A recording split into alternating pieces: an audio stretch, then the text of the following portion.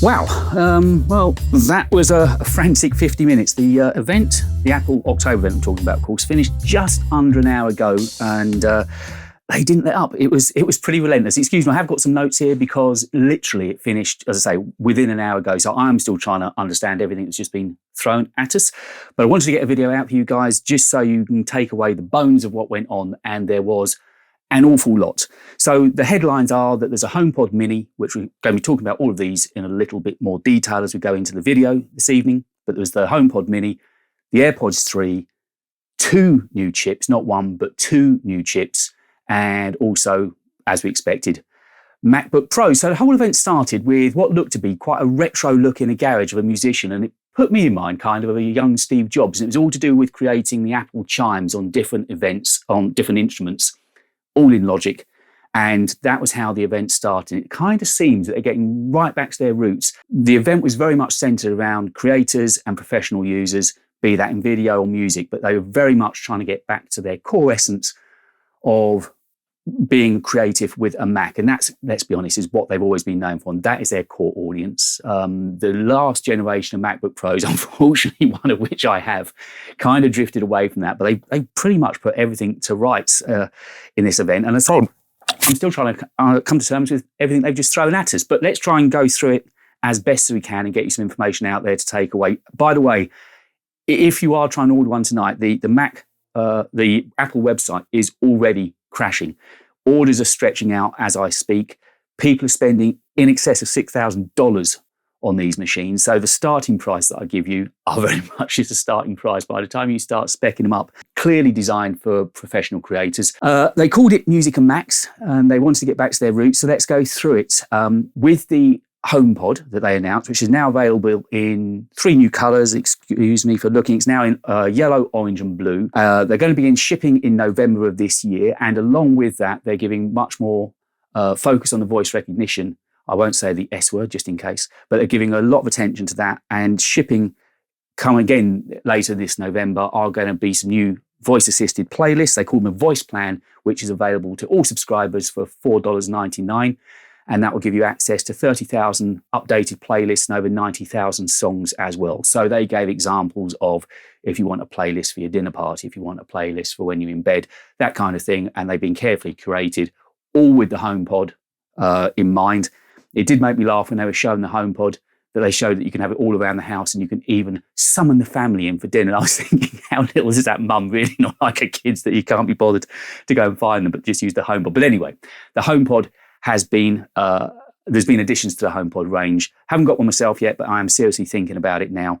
So the voice plan and the HomePods, they are going to ship this November. And it seems most things are going to be shipping very quickly. And interestingly, when we come to the Mac, no sign of the chip shortage.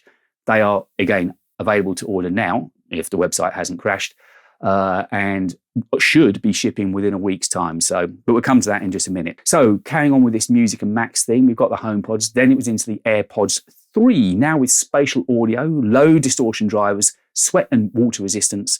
They've got a contour design and adaptive EQ, which has been taken straight from the really expensive AirPods Pro, now available on AirPods 3. Yet again, are going to be available as of now to order.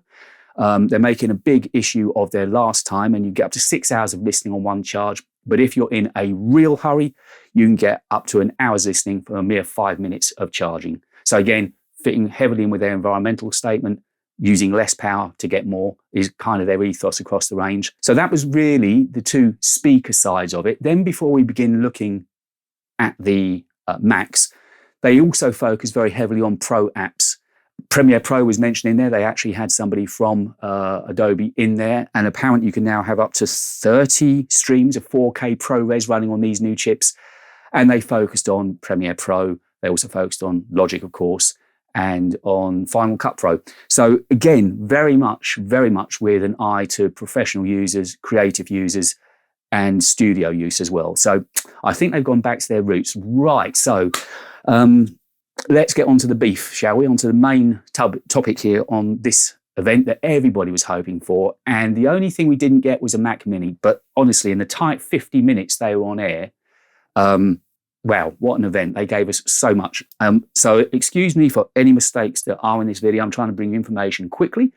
with at least a good grasp on it. So if you miss the event live, you'll have a good idea of what went on. So on to the Macs. Yes, we are getting a 14-inch and a 16-inch.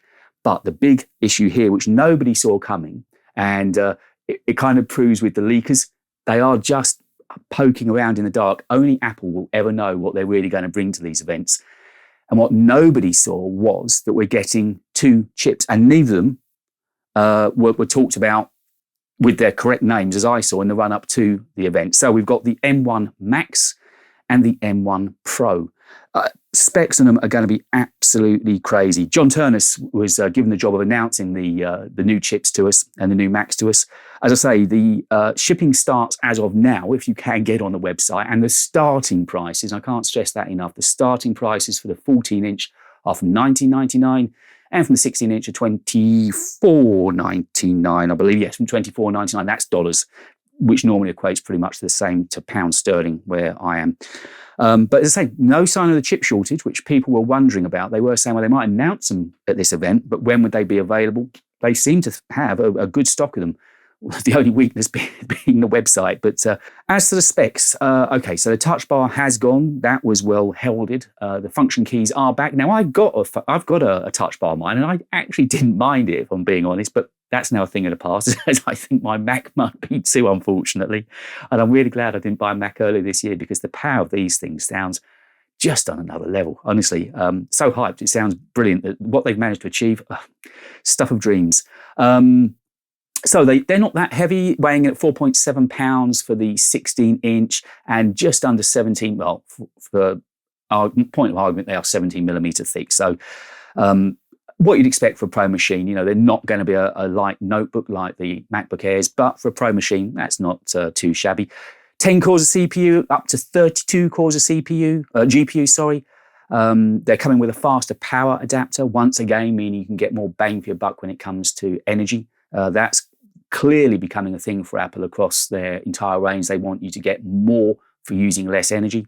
They were stating it's now up to 21 hours of playback time on the 16-inch, which, if that's the case, my Mac has got nothing like that. Certainly if I'm using Premiere Pro or Adobe Audition, I'm lucky to get if I'm off the power charger, if I'm getting an hour. These kind of stats they're giving are just amazing. I can't wait. I'd like to think I might be able to get one sometime next year and be able to bring you some real hands-on details with it, because, as you know, I spend most of my time in audio or video. So to have these speed at your disposal would just be amazing. We have got 120 hertz display with a mini LED. They've got the ProRes Display that is with us now.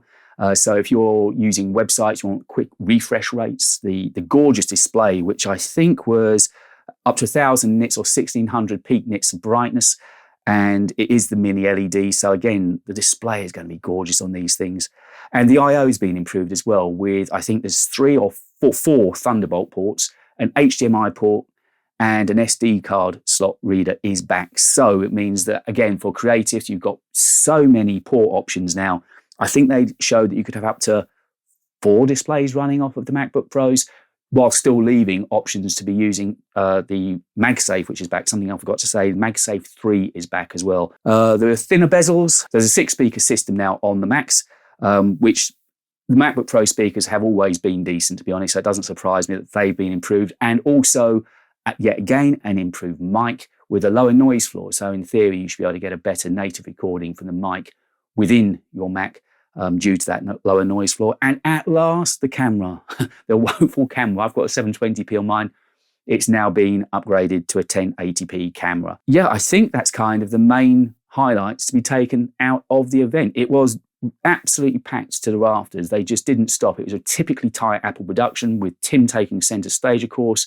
Good old Craig was in it as well. But it's everything that pretty much we wanted. And certainly if you're a creator looking to get back to the roots of what MacBook Pro should be about, then they have delivered. Yes, the starting prices are very keen. I haven't had a chance yet to go onto the website and see what a reasonably spec machine would cost. But, if you can get a reasonably spec machine for £3,500 or dollars, I think that's decent. But that's one side. If you're out on location or you're away from your studio and you need to edit, these things at the heart of your creative system are going to be absolute beasts. It makes the array of Macs I've got behind me just fall away. They're suddenly last generation. They have really taken it to another level. And if we are to expect new iMacs next year, maybe in the spring of 2022, the mind boggles as to where they're going to go with those. They have literally knocked these chips further than I thought they could ever have done at this event. So what I think is likely to happen this week for the video that comes out on Friday, I've had a bit more chance to sit down and take all of this information in. So if I've rambled at all this evening, do forgive me. It's not the typical amount of time we have to turn a video around, but I just wanted to get some information out to you. But I think later in the week, we'll sit down, have a decent look at the actual details of the event, and then try and bring you, once the dust has settled, a little bit more detail on all of the points I brought to you on this video. But just recapping then, so the big things that you've got are HomePods available in new colours, AirPods 3, 2 chips, the M1 Max and M1 Pro, and 2 new MacBooks in a 14-inch and 16-inch, 14-inch starting at $19.99, and the 16-inch starting at $24.99. And that, I think, is sort of a synopsis of what's just gone on at the October Apple event. It'd be really interesting if you managed to see the Apple event. What did you make of it? What were the things that you were really hoping to see? Did they deliver for you? And equally, if you hadn't thought of ordering, are you now tempted to order? I mean, it goes without saying, I think the AirPods 3, I've been using the original AirPods day in and day out for a couple of years now, so I think almost certainly they will happen for me. And as for the MacBooks, yeah, I think within time, a very short space of time, I'd like to think that one of those new MacBook Pros will be sitting in this studio and editing away. But let me know, what did you want? Did they deliver for you? It was such an exciting event. Hopefully they gave you something that's going to make your creative journey that little bit easier. Isn't it great that the MacBook Pros are back again? And with that, I will see you on the next video. Don't forget, have a look at the last video, which was talking about what we expected to see in the event. And I will see you on the next one.